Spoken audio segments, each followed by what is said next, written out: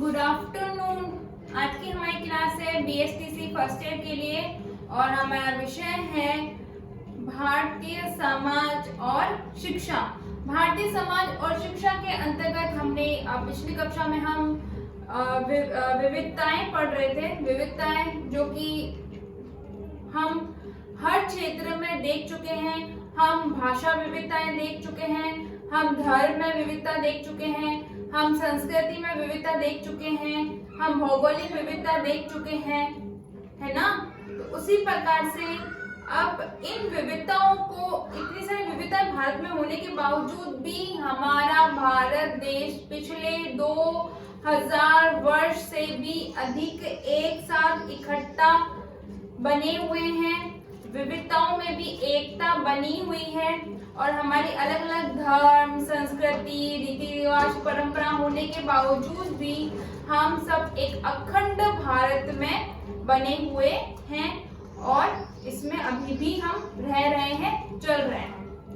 लेकिन इतनी सारी विविधताएं हैं, ऐसी बातें हम इनको काफी हद तक दूर भी कर चुके हैं, लेकिन फिर भी कुछ मुद्दे ऐसे हैं जो हमें चुनौती देते हैं, हमें ललकारते हैं कि भाई ऐसे कौन कौन से मुद्दे हैं जिन पर हम चुनौती रख भी सकते हैं, लेकिन फिर भी हम कहीं ना कहीं हम हार जाते हैं।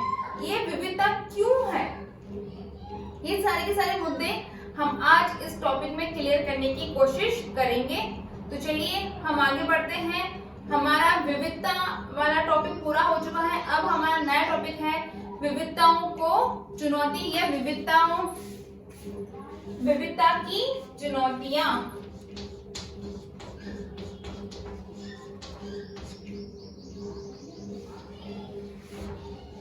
विविधता की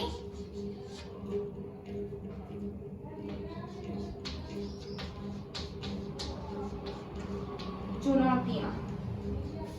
विविधता पढ़ लिए, विविधता क्या है। अब ये चुनौतियां क्या है, चुनौतियां किस प्रकार से कार्य करती हैं।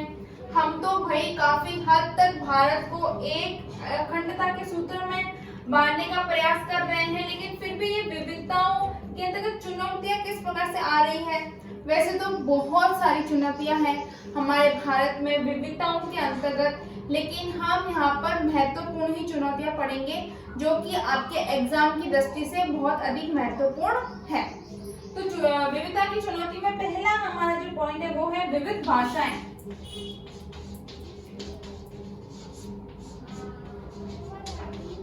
विविध भाषाएं, विविध भाषाएं। आज हम सभी अपने अपने माध्यम बनाकर बैठे हैं, ठीक है। गुजरात वाले गुजराती माध्यम, ठीक है, राजस्थान, यूपी, एमपी, हम सब जने दिल्ली वगैरह हिंदी माध्यम या फिर अंग्रेजी माध्यम। हम साउथ में चले जाएंगे तो उनके तेलुगु माध्यम, तमिलनाडु माध्यम, उनके अपना अलग ही हिसाब चल रहा है। तो ये हम एक सब्जेक्ट चूज नहीं कर पा रहे, हम मीडियम चूज नहीं कर पा रहे कि हमको पढ़ाई किस में करनी है। तो ऐसे में जब हम जो बच्चे की जो प्राथमिक स्तर पर है, हम वहीं पर ही तो भाषा से संबंधित भेदभाव कर लेते हैं। भाई हम एक भाषा चूज भी नहीं कर पा रहे हैं कि बच्चे को किसमें शिक्षा लेनी चाहिए, और हम बात करते हैं भाषाओं की। तो विविधता तो होगी ना, विविधता तो वहीं से शुरू हो रही है कि बच्चे को खुद को भी नहीं पता कि उसको कौन सी भाषा में पढ़ना चाहिए या कौन सी भाषा में पढ़ाएंगे, और हम अलग अलग भाषाओं के माध्यम से उस पर शिक्षा थोप रहे हैं। कोई कह रहा है हिंदी माध्यम में पढ़ो, कोई अंग्रेजी माध्यम में। ये दोनों तो चीजें चली रही थी, साथ ही साथ में राज्य सरकार के अलग अलग माध्यम और चल रहे हैं। साथ ही साथ में हमारा भारत देश विभिन्न भाषाओं की जननी रह चुका है और है भी। हमारे भारत देश में 1652 या फिर इससे भी अनगिनत भाषाएं बोली जाती है। तो सबसे बड़ी हमें एक कोई नहीं दे रही है, वो हमारी भाषा है। चलो फिर भी उत्तर भारत का तो हाल फिर भी ठीक है, मध्य भारत के हाल भी फिर भी ठीक है, लेकिन जो दक्षिण भारत की जो भाषाएं हैं उनके तो हाल बहुत ही ज्यादा बुरे हैं। वो तो हिंदी को सुनना भी पसंद नहीं करते, बोलना तो बहुत दूर की बात है। उन्होंने तो अपने सारे के सारे जो भी कार्यकलाप है, जो भी कार्य हो रहे हैं, उनकी भाषाओं में ही उन्होंने करना सीख लिया है और वो तो यही चाहते हैं तो इस प्रकार से भारत देश में जो सबसे ज्यादा महत्वपूर्ण चुनौती देता है वो हमारी भाषाएं हैं, क्योंकि हमारी भाषा, हमारी बोली हर छोटे छोटे क्षेत्रफल में, हर छोटे छोटे किलोमीटर के बाद में एक बोली बदली जाती है, एक भाषा चेंज हो रही है। तो उस हिसाब से जो विविधताओं को चुनौती देने का जो सबसे बड़ा कार्य करता है वो है हमारी विविध भाषाएं। हमारा दूसरा पॉइंट है वो है विविध धर्म।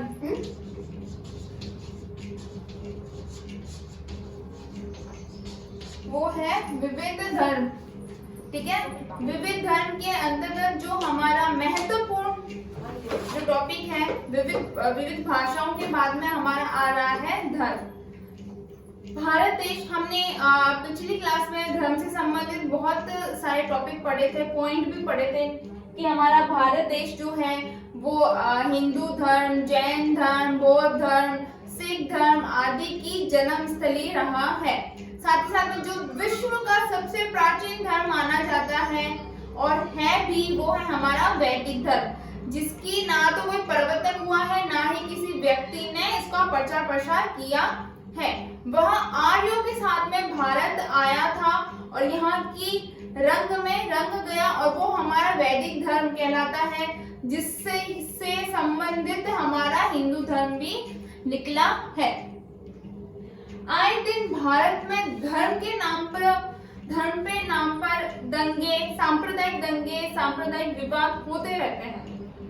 कभी हिंदू मुस्लिम, तो कभी सिख और मुस्लिम, कभी जैन, बहुत सारे विवाद हम भारत में देखते हैं। और हम अगर इतिहास उठाकर देखें तो हमारे भारत का बंटवारा भी धर्म के आधार पर ही हुआ और धर्म के नाम पर ही किया गया।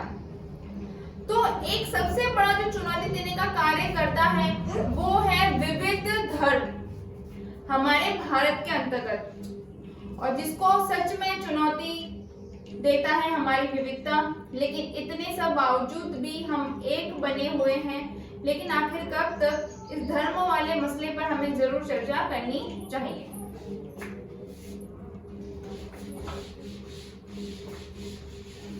भाषा और धर्म के बाद में जो हमारा तीसरा पॉइंट है वो है संस्कृतियां।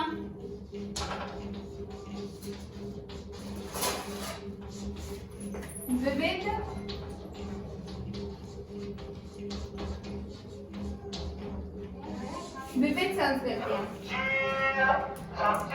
हमारी संस्कृति यानी कि हमारे संस्कार, अलग अलग धर्म के लोग, अलग अलग भाषा के लोग अलग अलग संस्कृति करते हैं।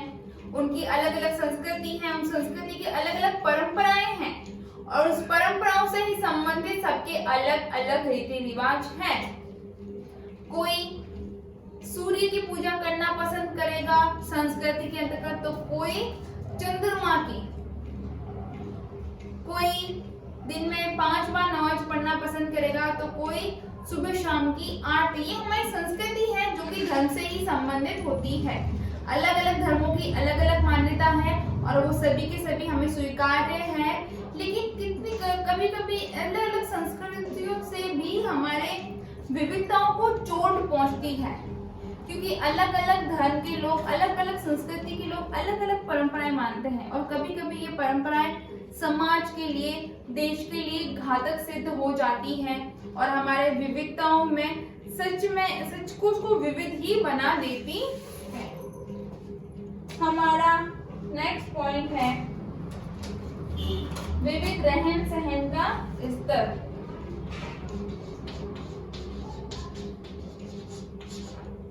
विविध रहन सहन का स्तर, हमारा रहन सहन भी हमें अलग बनाता है। हम गुजरात की तरफ चले जाएंगे तो वहाँ का जो रहन सहन है, जो खान पान है वो अलग है। महाराष्ट्र का अलग है, राजस्थान का अलग है। वेस्ट बंगाल साइड में चले जाएंगे तो वहाँ का अलग है, ठीक है। हम नॉर्थ ईस्ट चले जाएंगे तो वहाँ का अलग है, साउथ का अलग है। मतलब पूरे देश का लगभग अलग अलग राज्यों में अलग अलग रहन सहन और खान पान पाया जाता है। हम जैसे कि मैं राजस्थान की बात करूं, राजस्थान में ज्यादा से ज्यादा सलवार सूट अगर मैं महिलाओं की बात करूं, सलवार सूट पहनना पसंद करेंगी, साड़ियां पहनना पसंद करेंगी, और ग्रामीण इलाकों की महिलाएं ज्यादातर लहंगा, चोली, ओढ़नी इनको पहनना पसंद करेंगी। वैसे ही अलग अलग राज्यों की अलग अलग पोशाकें और अलग अलग उनके सिग्नेचर स्टाइल कह लीजिए, या फिर उनके जो राज्य की या जो लोक वेशभूषा है वो कह लीजिए, सबकी अलग अलग है। और जब ये अलग ऐसे पहनावे के लोग अलग राज्य में जाते हैं तो उनको थोड़ी सी अलग दृष्टि से देखा जाता है कि पता नहीं ये तो कहाँ से आ गए। तो ये हम जब एक जैसे ही हैं, एक ही रंग रूप के हैं, लेकिन हमारे से पहनावे से, खान पान से हमें एक विविध रूप से देखा जाता है, तो ये सरासर गलत है। रहन सहन, खान पान सबका अलग होता है। सारे के सारे व्यक्ति एक जैसा नहीं सोचते, वैसे सारे के सारे व्यक्ति एक जैसे नहीं होते। तो ये भी जो है एक पॉइंट है, वो बहुत बड़ा मुद्दा है हमारी विविधताओं की चुनौतियों में। नेक्स्ट है विविध परंपराएं।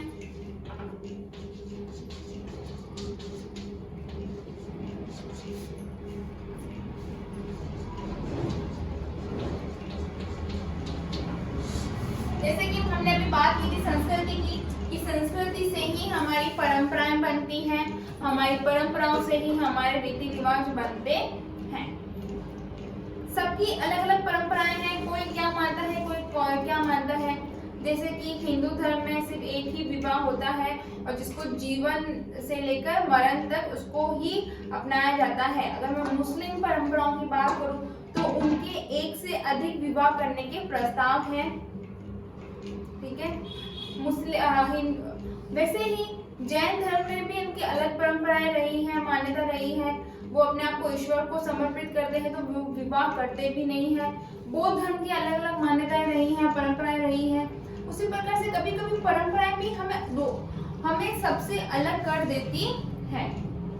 जबकि हम एक ही देश में रहते हैं, हम एक जैसा ही सोचते हैं, लेकिन फिर भी हमारी संस्कृति, हमारी परंपरा, हमारे रीति रिवाज हमको कभी अभिन्न बना देती है और कभी भिन्न बना देती है।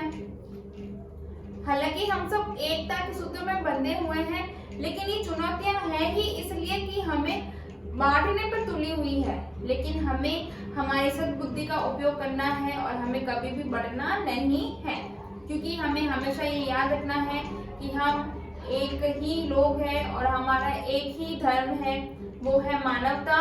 हमारा एक ही राज्य है, वो है भारत। हमारी एक ही भाषा है, वो है भारतीय भाषा।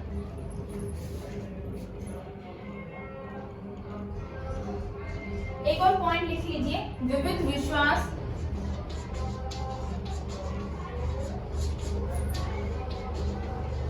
ये सारे पॉइंट जो हैं वो एग्जाम की दृष्टि से बहुत ज्यादा महत्वपूर्ण है, इसीलिए मैं इनको लिखा भी रही हूँ। समझाना तो खैर बहुत ज्यादा जरूरी ही है। इसके अलावा भी कुछ पॉइंट हैं, लेकिन जो सबसे ज्यादा महत्वपूर्ण है वो इजी है और आपके एग्जाम की दृष्टि से देखते हुए हमारे पास में इतना वक्त नहीं है, लेकिन जो सच में इम्पोर्टेंट है वो हमारे सामने है। विविध विश्वास। समाज में विविध प्रकार की आस्थाओं एवं विश्वास वाले लोग पाए जाते हैं। कुछ व्यक्ति आध्यात्मिक विकास एवं आदर्शवादिता में विश्वास करते हैं, तो कुछ आदर्शवादिता एवं आध्यात्मिकता में विकास को ढोंग बनाते हैं, ठीक है। कुछ लोग जो है वो भौतिक जगत में विश्वास रखते हैं कि नहीं, जो हमें चीजें दिख रही है वो ही सत्य है, और कुछ लोग हैं जो आत्मा, परमात्मा, पारलौकिक जगत को विश्वास बनाते हैं कि नहीं, इस संसार से अलग भी एक संसार है और वो ही हमारे ईश्वर की शक्ति है। सभी के अलग अलग विश्वास है, अलग अलग मत है, जो कि हमारे धर्म की और हमारे भारत में पाई जाती है। धर्म से संबंधित लोगों के अलग अलग विश्वास है, ठीक है। भौतिक जगत से संबंधित लोगों के अलग अलग विश्वास पाए जाते हैं, ठीक है बच्चों। तो ये थी हमारी आज की क्लास। इससे संबंधित आपको कुछ भी प्रश्न करना हो तो आप मुझसे कर सकते हैं, और इससे संबंधित जो भी है हम नेक्स्ट क्लास में पढ़ेंगे।